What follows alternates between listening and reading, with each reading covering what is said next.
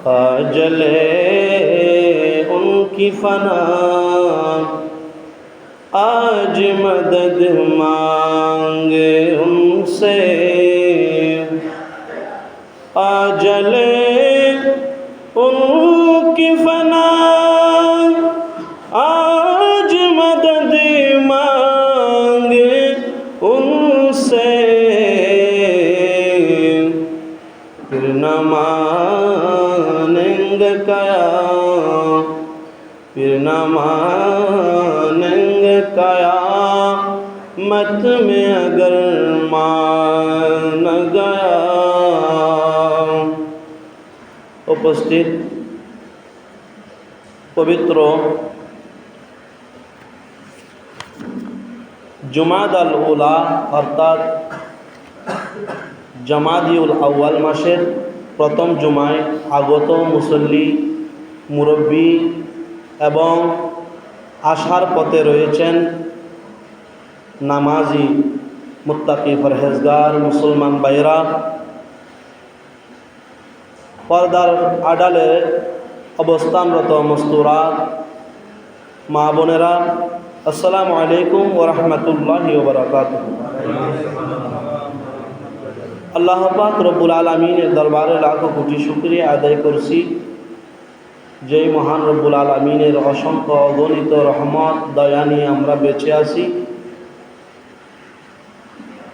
সাথে সাথে রসুল করিম সাল্লাল্লাহু আলাইহি সাল্লামের নূরানি দরবারে লাখো দরুদের হাদিয়া প্রেরণ করছি, যে মাহবুব নবীর উম্মত আমাদেরকে মাওলাই করিম করেছেন। সম্মানিত হাজরিন, আজকে অত্যন্ত ভয়ানক পৃথিবীর প্রাকৃতিক অবস্থা ভালো না। 3 নম্বর সিগন্যাল, বিশেষ করে উপকূলীয় যারা অঞ্চল রয়েছে তাদের জন্য অনেক ভয়াবহ।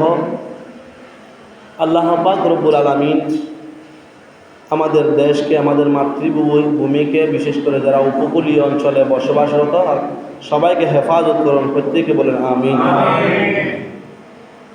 কালামে মজিদের একটি আয়াতে করিমা বরকতান হিসেবে তেলাওয়াত করেছি। আজকের আলোচনার বিষয় হলো পবিত্রতার গুরুত্ব।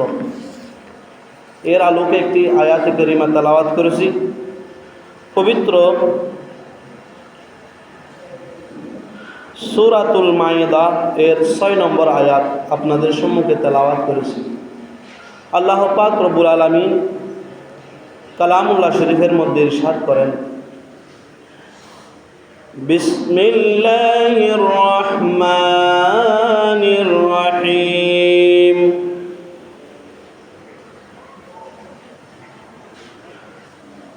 يا أيها الذين آمنوا إذا قمتم إلى الصلاة فاغسلوا وجوهكم وأيديكم إلى المرافق وامسحوا برؤوسكم وأرجلكم إلى الكعبين وإن كنتم جنوبا فاطهروا।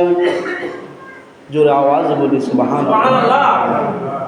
আল্লাহ পাক রব্বুল আলামিন ইরশাদ করেন, ইয়া আইয়ুহাল্লাযীনা আমানু, হে আমার ঈমানদার বান্দাগণ, ইযা কুনতুম ইলা সালাত, যখন তোমরা নামাজের ইচ্ছা পোষণ করো, নামাজ পড়ার জন্য ইচ্ছা পোষণ করো, ফাগসিলু উজুহাকুম, নামাজ পড়ার জন্য আসার পূর্বে আমাদের কি প্রয়োজন?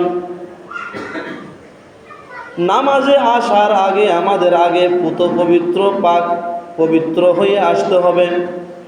সেই জন্য আল্লাহ পাক রব্বুল আলামিন বলেন, যখন তোমরা নামাজ পড়ার জন্য ইচ্ছা পোষণ করো, ফাগসিলু উজুহাকুম, তোমরা তোমাদের চেহারা ধৌত করো, উজুহাকুম, তোমাদের চেহারা ধৌত করো, ওয়া আইদিয়াকুম ইলাল মারাফিক, এবং তোমাদের উভয় হাতকে কোনই পর্যন্ত ধৌত করো, ওয়ামসাহু বিরুসিকুম, এবং তোমাদের মাথা মাসাহ করো, ওয়া আরজুলাকুম ইলাল কাবাইন, এবং তোমাদের দুই পায়ের টাকনো পর্যন্ত দৌত করো। জোরে বলেন সুবহানাল্লাহ। কালামে মজিদে উজু করার সিস্টেম পদ্ধতি আমাদেরকে জানিয়ে দিয়েছেন। আমরা কিভাবে উজু করব, উজু করার সময় কোন কোন অঙ্গ দৌত করতে হবে, এগুলো আমাদেরকে আল্লাহ পাক রব্বুল আলামিন জানিয়ে দিয়েছেন কালামে মজিদের আয়াত দ্বারা। এটা উজু ফরজ হওয়ার দলিল। উজুর অঙ্গ, আমরা উজু করার জন্য কি কি আমল করতে হবে, কি কি কাজ করতে হবে, উজুর ফরজ কয়টি? 1 নম্বরের মধ্যে ফাগসিলু উজুহাকুম, আল্লাহ বলতেছেন তোমরা তোমাদের চেহারা ধৌত করো। এখন চেহারা কতটুকু পর্যন্ত? তোমাদের মুখমণ্ডল কতটুকু পর্যন্ত?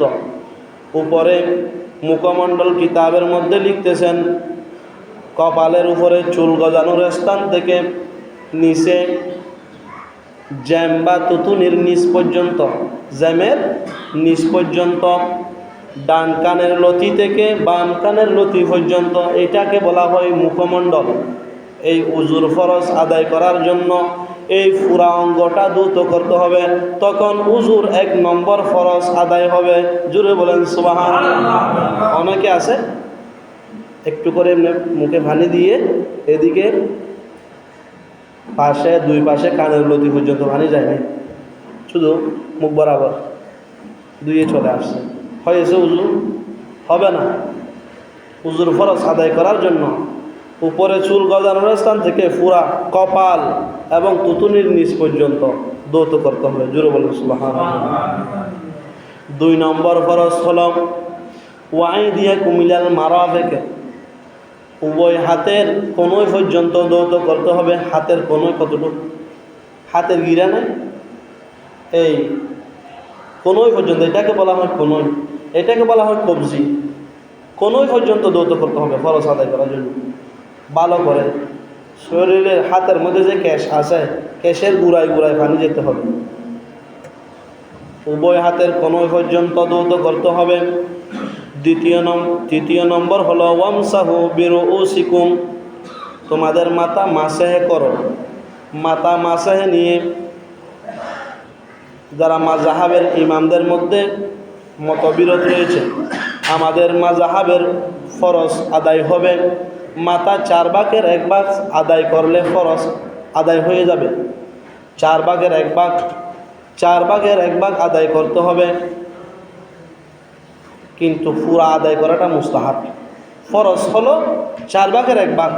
সেই জন্য উজু করার পূর্বে, উজু করার সময় মাথার টুপিটা খুলে সুন্দর করে পুরা মাথা মাসাহে করবেন। পুরা মাথা মাসাহে করে আপনার মুস্তাহাব সহ আদায় হয়ে যাবে। মাথা মাসাহে কিভাবে করে এটা যদি জিজ্ঞেস করি, অনেকে পারবে না। মাথা মাসাহে করার সিস্টেম আমাদের মাস্টার্সে যখন আমরা পড়তেছি, মাস্টার্সের ছেলেদেরকে মাথা মাসাহে শিক্ষা দেয়, এগুলো তো ফুরকানিয়ার ভরা, মক্তবের ভরা। কিন্তু আমাদেরকে জামিয়ার মধ্যে মাস্টার্সে যখন পড়তেছি কামিল হাদিসে, তখন আমাদের একজন মুহাদ্দিস হুজুর, ইলিয়াস আল কাদরি হুজুরের নাম, যিনি ইতিহাস বিভাগের অধ্যাপক, উনি আমাদেরকে মাথা মাসে কীভাবে করে শিখিয়েছেন। মাথা মাসের অনেক সুন্দর সিস্টেম রয়েছে যা আমরা জানি না, এমনি শুধু মাথা মাসে করে ফেলি। মাথা মাসে এটা আমি আপনাদেরকে দেখাচ্ছি। মাথা মাসে করার জন্য হাতকে এভাবে 2 ভাগে ভাগ করতে বলছে আমাদেরকে হুজুর, এভাবে 2 ভাগে ভাগ করতে বলছে। 2 ভাগে ভাগ করে পানির মধ্যে হাত আমরা প্রথমে পানিতে নেব, হাত পানি থেকে তুলে এভাবে হাতের 3 আঙ্গুলকে এভাবে নিয়ে একেবারে লাস্ট পর্যন্ত নিয়ে আসবো, গর্দান পর্যন্ত। তাহলে এটার কাজ শেষ। এখান থেকে শুরু করে একেবারে লাস্ট পর্যন্ত নিয়ে আসছি মাথা মাসে। তারপরে 2 আঙ্গুলের কাজ কানের ভিতর দিয়ে, 2 কানের ছিদ্রের মধ্যে দিয়ে এখানে একটা রাস্তা রয়েছে, এই রাস্তায় রাস্তায় রাস্তায় রাস্তায় নিয়ে এসে এখানে বাহির করছি। এটার কাজ শেষ হয়েছে। এবারে এই আঙ্গুলের কাজ, এইটাকে এভাবে তুলব, কানের এইভাবে তুলে নিয়ে আসবো। এখন কাজ হচ্ছে পিঠের, হাতের পিঠ, এই পিঠ দিয়ে গর্দান মাসে করে। জোরে বলেন সুবহানাল্লাহ। এগুলো অনেকে জানে না। মাথা মাসে কিভাবে করে? মাথা মাসে করা ফরজ। যদি মাথা মাসে না করে, ওযুর 4টি ফরজের মধ্যে যদি মাথা মাসে শুদ্ধ না হয়, ফরজ আদায় হবে না। সুতরাং মাথা মাসে করবেন, পুরা মাথা মাসে করে ফেলা মুস্তাহাব, পুরা মাথা মাসে করবেন। 4 নম্বরের হলো ওয়ারজুলাকুম ইলাল কাবাইন, তোমরা পায়ের টাকনু পর্যন্ত, পায়ের গুড়ালি পর্যন্ত ধুও, পায়ের গুড়ালি পর্যন্ত ধুতে হবে। পায়ের উপরে গিরা নাই, এই গিরা পর্যন্ত ভালো করে পরিষ্কার এটাকে ধুতে করতে হবে, তখন ওযুর ফরজ আদায় হবে। আল্লাহ পাক রব্বুল আলামিন বলতেছেন ওয়া ইন কুনতুম জুনুবান ফাত্তাহহারু, যখন তোমরা জুনুবান অপবিত্র হয়ে যাও, যখন তোমরা অপবিত্র হয়ে যাও, তোমাদের উপর গোসল ফরজ হয়, ফাত্তাহহারু, তখন তোমরা ভালোভাবে পবিত্র হও। ফাত্তাহহারু, ফাত্তাহহারু, তোমরা গোসলের মাধ্যমে পবিত্র হও। জোরে বলেন সুবহানাল্লাহ। গোসল ফরজ হয়েছে, ওযু করলে হবে? হবে না। যখন আপনার গোসল ফরজ হয়েছে, গোসল করে নামাজ পড়তে হবে, তখন ওযু করে নামাজ পড়লে আর হবে না। গোসল ফরজ হওয়ার অনেক কারণ রয়েছে, অনেক কারণ রয়েছে। স্ত্রী সহবাস করলে, স্বপ্নদোষ হলে, এই সমস্ত কারণে কি হয়? গোসল ফরজ হয়। সালাতুন ইয়া রাসূলুল্লাহ আলাইকুম, সালামুন ইয়া হাবিবাল্লাহ। সম্মানিত হাজিরিন, হাদিসে পাকের মধ্যে আমার রাসূল ইরশাদ করেন, মুসলিম শরীফ প্রথম খণ্ড হাদিস নম্বর 224, এই হাদিসের মধ্যে আমার রাসূল ইরশাদ করেন, বিসমিল্লাহির রহমানির রহিম, লা তুকবালু সালাতুন বিগাইরি তুহুরিন ওয়ালা সাদাকাতুম মিন গুলুল। এই হাদিসটি বুখারী শরীফ এবং মুসলিম শরীফের মধ্যেও রয়েছে। যে হাদিসটি বুখারী শরীফ এবং মুসলিম শরীফ উভয় কিতাবের মধ্যে থাকে, এই হাদিসকে মুত্তাফাকুন আলাই বলা হয়। মুত্তাফাকুন আলাই। এই হাদিসের মধ্যে আমার রাসূল ইরশাদ করেন, লা তুকবালু সালাতুন বিগাইরি তুহুরিন, পবিত্রতা ব্যতীত নামাজ কবুল হয় না। যদি আপনি পবিত্র না হয়ে, পুত পবিত্র না হয়ে আপনি যদি নামাজ আদায় করেন, নামাজ কবুল হবে না। এটা আমরা মানি। এরপরের হাদিস কি, ওয়ালা সাদাকাতুন মিন গুলুল, এবং হারাম মালের দ্বারা, হারাম মালের দ্বারা দান কবুল হয় না।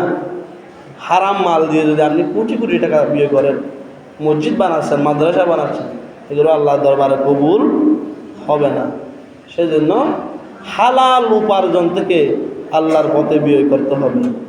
সালাতুন ইয়া রাসূলুল্লাহ আলাইকুম, সালামুন ইয়া হাবিবাল্লাহ। আমার রাসূল হাদিসে পাকের মধ্যে ইরশাদ করেন, যেভাবে নামাজ ওযু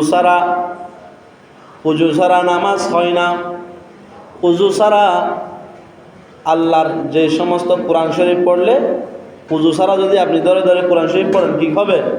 গুনাহগার হবেন। ওযু কোরআন শরীফ তেলাওয়াত করার জন্য, ধরে ধরে পড়ার জন্য ওযু শর্ত। লা তামাসসুহু ইল্লাল মুতাহহারুন, আল্লাহ বলতেছেন তোমরা অপবিত্র অবস্থায় কোরআন শরীফ স্পর্শ করো না। সেই জন্য যেভাবে ওযু ছাড়া, পবিত্রতা ছাড়া আল্লাহর দরবারে নামাজ কবুল হয় না, সেইভাবে হালাল ইনকাম পথে অর্জন করা ছাড়া, যদি হারাম টাকা, ঘুষের টাকা, সুদের টাকা, অন্যজনের কাজ, অন্যজনের সম্পদ দখল করে, চুরি করে, ডাকাতি করে, বদমাশি করে, অন্যায় পথে ইনকাম করে আল্লাহর রাস্তায় ব্যয় করলে এই দান আল্লাহর দরবারে কবুল হয় না। সালাতুন ইয়া সালামুন ইয়া হাবিবাল্লাহ। আরেকটি হাদিসে পাক আমার রাসূল, মুসলিম শরীফের হাদিস, হাদিস নম্বর 251 এবং তিরমিজি শরীফের মধ্যে হাদিসটি রয়েছে 51 নম্বর হাদিস। আমার রাসূল ইরশাদ করেন, বিসমিল্লাহির রহমানির রহিম, আন আবি হুরায়রা রাদিয়াল্লাহু তাআলা আনহু قال قال رسول الله সাল্লাল্লাহু আলাইহি ওয়াসাল্লাম, আমার রাসূল বলতেছেন, হযরত আবু হুরায়রা রাদিয়াল্লাহু তাআলা আনহু এই হাদিস বর্ণনা করেছেন, আলা আদুল্লুকুম আলা মা ইয়ামহুল্লাহু বিহিল খাতায়া ওয়া ইয়ারফাউ বিহিদ দারাজাত। আমার রাসূল বলতেছেন, ও আমার সাহাবীরা, আমি কি তোমাদেরকে এমন একটি সুসংবাদ দেব? আমি কি এমন একটি সুসংবাদ তোমাদেরকে দেব? আমি কি তোমাদেরকে এমন একটি খবর জানিয়ে দেব? মা ইয়ামহুল্লাহু বিহিল খাতায়া, যেই আমল করলে তোমাদের অপরাধসমূহ, তোমাদের গুনাহসমূহ আল্লাহ মাফ করে দেবেন, এবং ওয়ায়ারফাউ বিহিদ দারাজাত, এবং তোমাদের মর্যাদা বুলন্দ করে দেবেন, তোমাদের মর্যাদা বৃদ্ধি করে দেবেন। জোরে বলেন সুবহানাল্লাহ। ক্বালু বালা, তখন সাহাবা ইকরামরা বলতেছেন, ইয়া রাসূলুল্লাহ, আপনি বলে দিন। ইয়া রাসূলুল্লাহ, ক্বাল ইয়া রাসূলুল্লাহ, আমাদেরকে আপনি বলেন সেই সুখবরটা কি? কোন কাজ করলে আমাদের জীবনের গুনাহ মাফ হবে, আমাদের গুনাহ মাফ হবে, আমাদের মর্যাদা বৃদ্ধি পাবে? তখন আমার রাসূল বলতেছেন, ক্বালা, আমার রাসূল বলতেছেন, ইসবাগুল উযুই আলাল মাকারিহি, তোমরা কষ্ট হওয়া সত্ত্বেও ভালোভাবে উযু করো। সুবহানাল্লাহ। উযু করা কষ্ট না? কষ্ট আছে উযু করতে। সুন্দর কাপড় পরে আসছেন, উযুটা ভেঙে গেল, একেবারে ইস্ত্রি করা কাপড় পরছেন, আপনার হাত তুলতে হচ্ছে, ইস্ত্রি তো ভেঙে যাচ্ছে, উযু করতে হবে না? আপনি সুন্দর কাপড় পরছেন মার দিয়ে, এখন উযুর পানি পড়লে তো একটু এলোমেলো হয়ে যাবে, হ্যাঁ? তখন আমার রাসূল সেই জন্য বলতেছেন, কষ্ট হলেও তোমরা ভালোভাবে উযু করো। অনেকে তো কাপড় সিলাই হাতের মধ্যে এমন সিপ করে, উযু এমন সিপ করে কপ দেয়, উযু একেবারে কোনো পর্যন্ত তোলা যায় না, এমন কাপড়, ঠিক কিনা? সেই জন্য যারা নামাজি তাদের উচিত হলো এমন একেবারে এমন সিপ করে আপনারা কাপড় সেলাই করবেন না, কাপড় সিলাবেন না। উযু করার জন্য আগে তুলতে পারবেন কিনা এরকম লোস আছে কিনা দেখবেন, কারণ আপনার উযু করতে আর না হলে কষ্ট হয়ে যাবে হাত পর্যন্ত ধুতে। সালাতুন ইয়া সালামুন ইয়া হাবিবাল্লাহ। সেই জন্য আমার রাসূল বলতেছেন, তোমরা কষ্ট হলেও ভালোভাবে উযু করো। ওয়া কাসরাতুল খুতা ইলাল মসজিদে, এবং তোমরা অধিক পরিমাণে মসজিদের দিকে গমন করো। অর্থাৎ নামাজের জন্য যখন আজান দেবে তখন তোমরা নামাজ পড়ার জন্য মসজিদে চলে যাও। সুবহানাল্লাহ। ঘরে বসে দেখো না, অনেকে ঘরে বসে নামাজ পড়ে। ঘরে বসে নামাজ সব সময় আদায় করা যায় না। কোন কোন সময় ঘরে নামাজ পড়া যায় এটাও কিতাবের মধ্যে রয়েছে। জামাতে কখন শরীক হবেন না, এটা কিতাবের মধ্যে রয়েছে। কিতাবের মধ্যে কখন নামাজ পড়ার জন্য মসজিদে যাবেন না, এই ধরনের অজুহাত বৃষ্টি রয়েছে, বৃষ্টির কারণে আপনি জামাতে শরীক হতে পারবেন না। এই ধরনের কারণ যদি না থাকে আপনাকে অবশ্যই মসজিদে গিয়ে নামাজ আদায় করতে হবে। এক নম্বর হলো, আপনি এমনভাবে অসুস্থ হয়ে গেলেন, মসজিদে যাওয়ার ক্ষমতা আপনার শরীরের মধ্যে নাই, অসুস্থ হয়ে গেছেন, অতিরিক্ত অসুস্থ, তখন আপনার জন্য জামাত, আপনি ঘরে নামাজ পড়তে পারবেন। 2 নম্বর, আপনার পা ভেঙে গেল, আপনি হেঁটে হেঁটে নামাজ পড়তে পারবেন না, মসজিদে যাওয়ার সুযোগ নাই, পঙ্গু হয়ে গেলেন, পঙ্গু ব্যক্তির জন্য। 3 নম্বর, যার পা কেটে গেছে, পা কেটে গেল। 4 নম্বর, যার অর্ধাঙ্গরূপ হয়েছে। পঞ্চম নম্বর, এমন বৃদ্ধ যে মসজিদ পর্যন্ত যেতে পারে না, একেবারে বেশি বৃদ্ধ হয়ে গেল, আর মসজিদ পর্যন্ত যাওয়ার ক্ষমতা নাই, ওনার জন্য অনুমতি রয়েছে ঘরে নামাজ আদায় করার। এবং 6 নম্বর, মসজিদে যাওয়ার পথে অতিরিক্ত পথের মধ্যে, রাস্তার মধ্যে কাদা আপনি কাদার কারণে মসজিদ আসতে পারছেন না, আপনার কাপড় চোপড় নষ্ট হয়ে যাবে, তখন অনুমতি আছে ঘরে নামাজ পড়ার। ভীষণ বৃষ্টি হচ্ছে, যে বৃষ্টির কারণে আপনি ভিজে যাবেন, গোসল করে যাবেন, বৃষ্টির মধ্যে গোসলের মতো হয়ে যাবেন বৃষ্টির পানিতে, তখন আপনার জন্য অনুমতি রয়েছে। এইভাবে অনেক কষ্ট, যে মসজিদে আমার পেশরাবখানা নাই, পায়খানা নাই, আপনার হাজত আসার সম্ভাবনা রয়েছে, হাজত আসলে আপনি হাজত সারতে পারবেন না, এমন স্থানে আবার মসজিদে সুযোগ নাই নামাজ পড়ার, পেশরাব পায়খানা করার সুযোগ নাই, তখন আপনি ঘরে বসে নামাজ পড়তে পারবেন। অনেক রয়েছে এভাবে। সালাতুন ইয়া সালামুন ইয়া হাবিবাল্লাহ।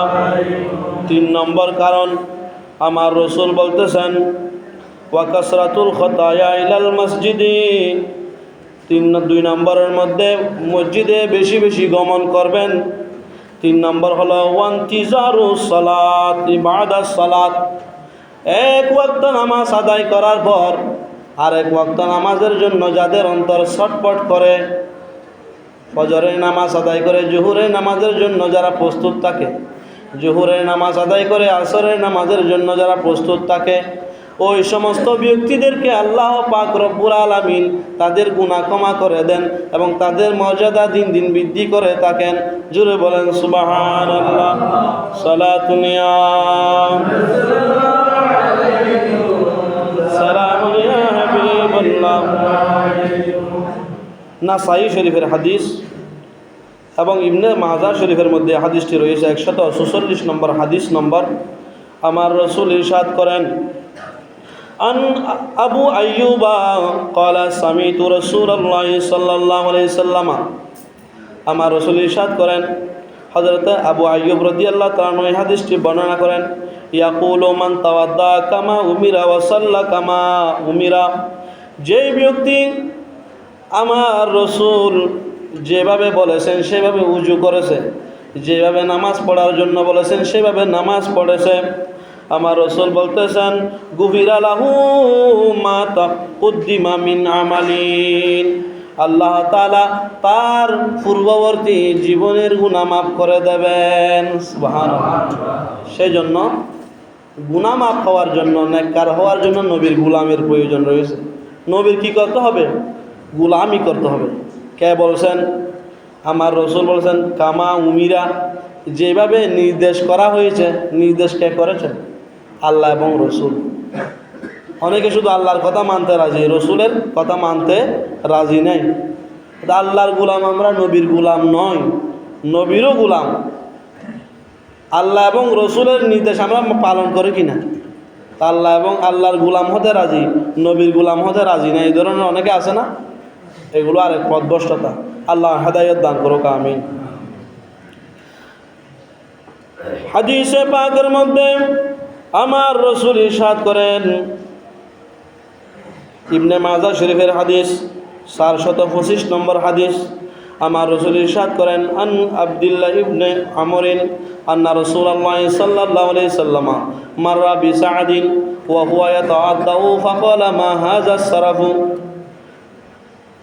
হযরতে সাদ রাদিয়াল্লাহু তাআলা উযু করতেছেন, এই অবস্থায় আমার রসুল তার পাশ দিয়ে যাচ্ছিলেন। তখন তাকে বলতেছেন ফাকালা মা হাযা সারাফু, তুমি অপচয় করো না। আমার রসুল হযরত সাদ রাদিয়াল্লাহু তাআলা বলতেছেন তাকে উযু করা অবস্থায়, হে সাদ তুমি অপচয় করো না। ফাকালা আফিল উযুই ইসরাফুন, তখন সাদ রাদিয়াল্লাহু তাআলা বলতেছেন ইয়া রাসূলুল্লাহ, উযুর মধ্যেও কি অপচয় রয়েছে? তখন আমার রসুল বলেন ক্বালা নাম, হ্যাঁ, উযু করার সময়ও অপচয় রয়েছে।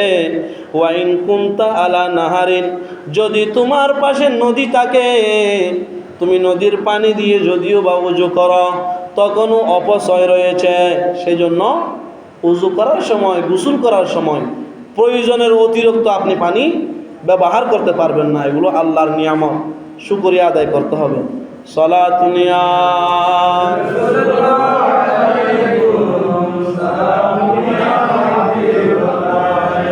আমাদের মধ্যে অনেকে আছে এক বদনা দিয়ে উযু করলে হয়, ও 5 বদনা ওর পানি লাগে, ঠিক কিনা? এই জন্য এগুলোর জন্য কি গুনাহগার হবেন। প্রয়োজনের অতিরিক্ত আপনি খেলেও গুনাহ, প্রয়োজনের অতিরিক্ত আপনি কোনো কিছু অপব্যয় করতে পারবেন না। অনেকে বিশেষ করে যাদের মোটর রয়েছে, ঘরের মধ্যে মোটর ব্যবহার করেন, টাঙ্কি থেকে পানি অনেকে ছেড়ে দেয়। ছোটো বাচ্চাদেরকে কি পানি টাঙ্কির মধ্যে মোটর ছেড়ে খেলা করতে দেয়। এগুলো কি অপচয় হবে। আল্লাহর নিয়ামতকে আপনি অপব্যয় করতেছেন, নিয়ামতের শুকরিয়া আদায় করতেছেন না। টাঙ্কির পানি ছেড়ে দিয়ে, মোটর ছেড়ে দিয়ে আপনি বাচ্চাকে খেলা খাওয়াচ্ছেন, এগুলো কি হবে? গুনাহগার হবে। আমি অনেক এই ধরনের দেখি, সেজন্য বলতেছি আল্লাহ পাক রব্বুল আলামিন আমাদেরকে বুঝার তৌফিক দান করুক। আমিন। সালাতুন ইয়া রাসূলুল্লাহ আলাইকুম।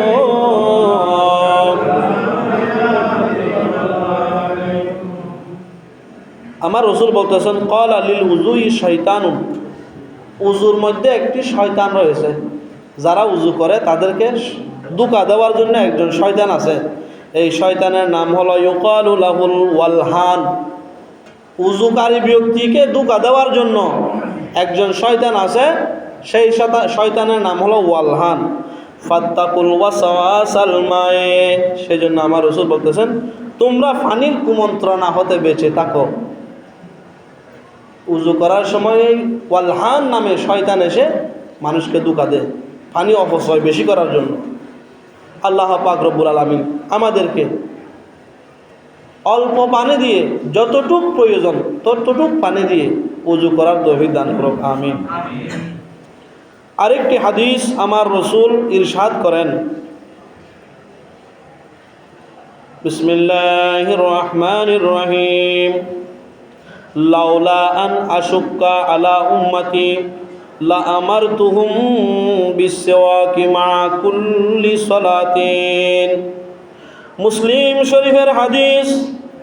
এই হাদিসটি আমার রাসূল ইরশাদ করেন, লাউলা আন আশুক্কা আলা উম্মতি, যদি আমার উম্মতের উপর কষ্ট না হতো, লা আমারতুহুম বিসওয়াকি মা কুল্লি সালাতিন, আমি প্রত্যেক নামাজের পূর্বে তাদেরকে মিসওয়াক করার জন্য আদেশ দিতাম। জোরে বলেন সুবহানাল্লাহ।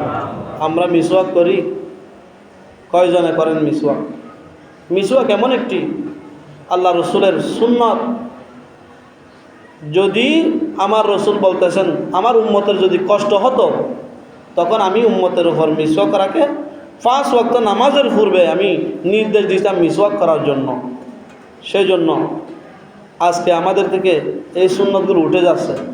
আমরা ব্রাশ করি, কিন্তু মিসওয়াক করে দেখেন আপনার শরীর, দাঁতের দুর্গন্ধ চলে যাবে এবং দাঁতের মধ্যে কোনো ধরনের রোগ থাকবে না মিসওয়াকের কারণে। সালাতুন ইয়া রাসূলুল্লাহ আলাইকুম।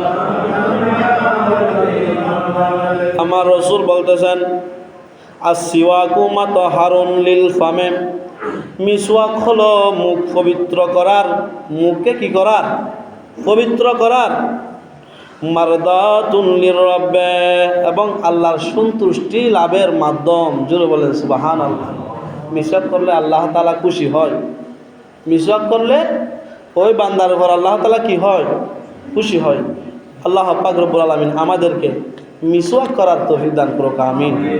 সালাতুন ইয়া রাসূলুল্লাহ আলাইকুম।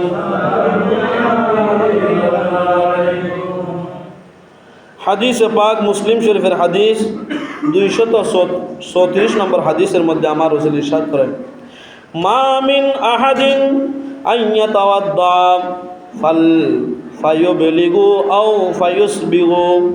ফায়ুসবিগুল উযুয়া।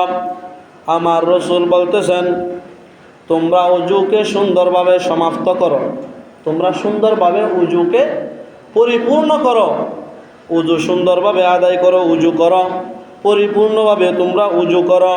এবং উজু করার পর সুম্মা ইয়াকুলু আশহাদু আল্লা ইলাহা ইল্লাল্লাহু ওয়াহদাহু লা শারীকা লাহ। উজু করার পর, উজু শেষ হওয়ার পর তোমরা কালিমায়ে শাহাদাত পড়ো, সুবহানাল্লাহ। ওয়া আশহাদু আন লা ইলাহা ইল্লাল্লাহু ওয়া আশহাদু আন্না মুহাম্মাদান আবদুহু ওয়া রাসূলুহু ইল্লা ফুতিহাত লাহু আবওয়াবুল জান্নাতি সামানিয়াতি ইউদখিলু মিন আইয়িহা শা। আমার রসুল বলতেছেন, যে ব্যক্তি সুন্দরভাবে পরিপূর্ণভাবে উজু করে কালিমায়ে শাহাদাত পড়বে, সেই ব্যক্তিকে আল্লাহ পাক রব্বুল আলামিন এমন ক্ষমতা দান করবেন, এমন ফজিলত দান করবেন, জান্নাতের 8টি দরজা তার জন্য মুক্ত করে দেওয়া হবে, তার জন্য খুলে দেওয়া হবে। যেই দরজা দিয়ে সে প্রবেশ করতে চায়, সে সেই দরজা দিয়ে প্রবেশ করার অনুমতি পাবে। জোরে বলেন সুবহানাল্লাহ। সেজন্য উজু করার পর এই দোয়াটি পড়বেন, কালিমায়ে শাহাদাত পড়বেন, আশহাদু আন লা ইলাহা ইল্লাল্লাহু ওয়াহদাহু লা শারীকা লাহু আশহাদু আন্না মুহাম্মাদান আবদুহু ওয়া রাসূলুহু। আল্লাহ পাক রব্বুল আলামিন আমাদেরকে আমল করার তৌফিক দান করুক, আমিন। আরেকটি হাদিস, আমার রাসূল ইরশাদ করেন, মান তাওয়াদ্দা নাহওয়া উযুই হাযা সুম্মা কামা ফারাফা রাকাতাইন লা ইউহাদ্দিসু ফীহিমা নাফসাহু গুফিরা লাহু মা তাকদ্দামা মিন যামবিহি। আমার রাসূল বলতেছেন, যে ব্যক্তি উযু করল, মান তাওয়াদ্দা নাহওয়া উযুই, যে ব্যক্তি আমার মতো করে উযু করল, সুবহানাল্লাহ। কার মতো? রসুলের মতো। গোলামি রসুলের করতে হবে। যে ব্যক্তি আমি রসুলের মতো উযু করল, সুম্মা কামা ফারাফা রাকাতাইন লা ইউহাদ্দিসু ফীহিমা নাফসাহু, কোনো না বসে মসজিদে গিয়ে উযু করার পর 2 রাকাত নামাজ আদায় করলো। জোরে বলেন সুবহানাল্লাহ।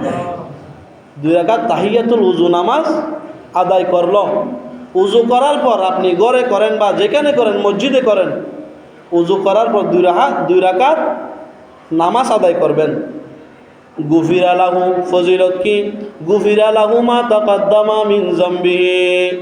যদি উযু করার পর 2 রাকাত তাহিয়াতুল উযু নামাজ পড়েন, তখন আপনার পূর্ববর্তী গুনাহ মাফ করে দেওয়া হবে, সুবহানাল্লাহ। আমার রাসূল যখন মেরাজের রজনীতে জান্নাত ভ্রমণ করতেছেন, আল্লাহ পাক রব্বুল আলামিন 8টি জান্নাত ভ্রমণ করেছেন না? হাদিসে পাকের মধ্যে রয়েছে, যখন আমার রাসূল জান্নাত ভ্রমণ করতেছেন, জান্নাতের মধ্যে বিচরণ করতেছেন, তখন দেখতেছেন হযরত বিলাল রাদিয়াল্লাহু তাআলা আনহু হাঁটতেছেন, সুবহানাল্লাহ।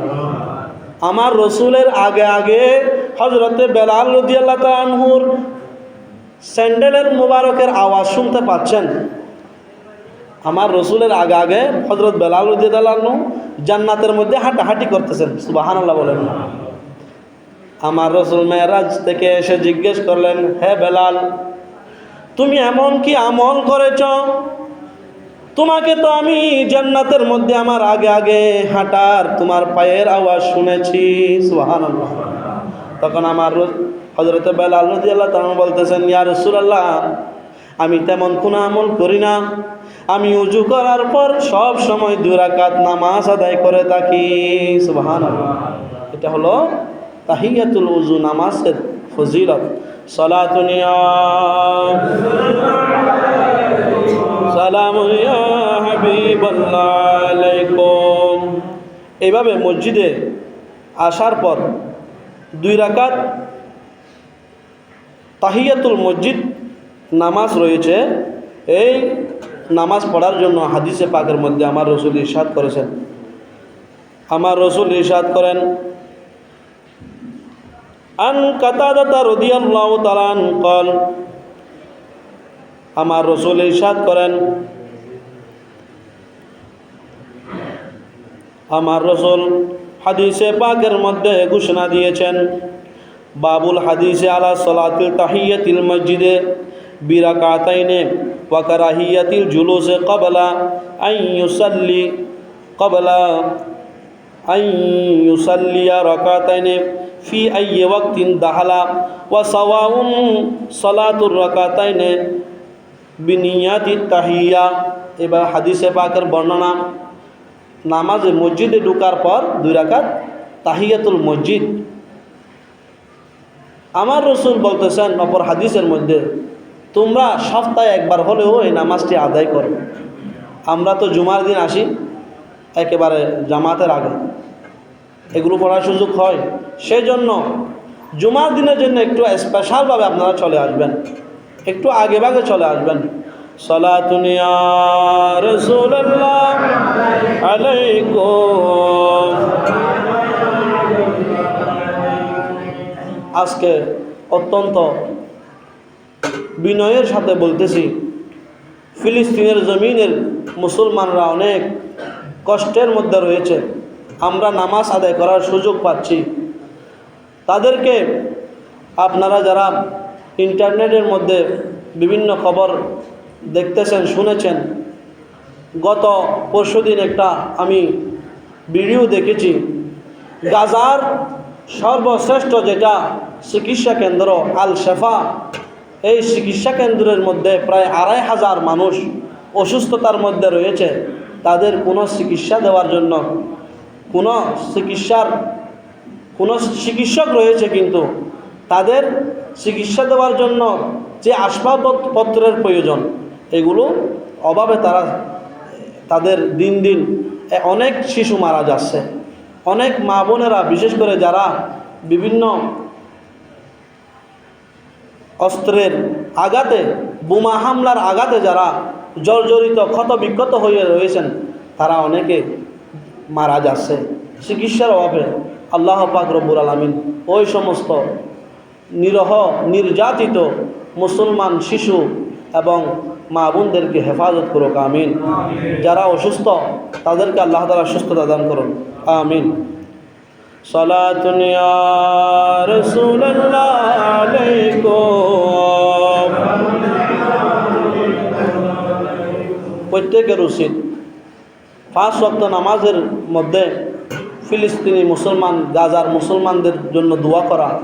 এবং আমি আপনাদেরকে বলেছিলাম, তাদের যে পণ্য আমরা ব্যবহার করতেছি, ইসরায়েলিদের যে পণ্য আমরা, উৎপাদিত পণ্য আমরা ব্যবহার করতেছি, আমরা এগুলো ব্যবহার করব না। তাদের ইন্ডাস্ট্রি ধ্বংস হয়ে যাক, আমরা যদি ব্যবহার না করি। বিশ্বের কোটি কোটি মুসলমানরা যদি এই আমলটি করে, এই কাজ করে, তাদের বিরুদ্ধে আমরা যেতে পারব।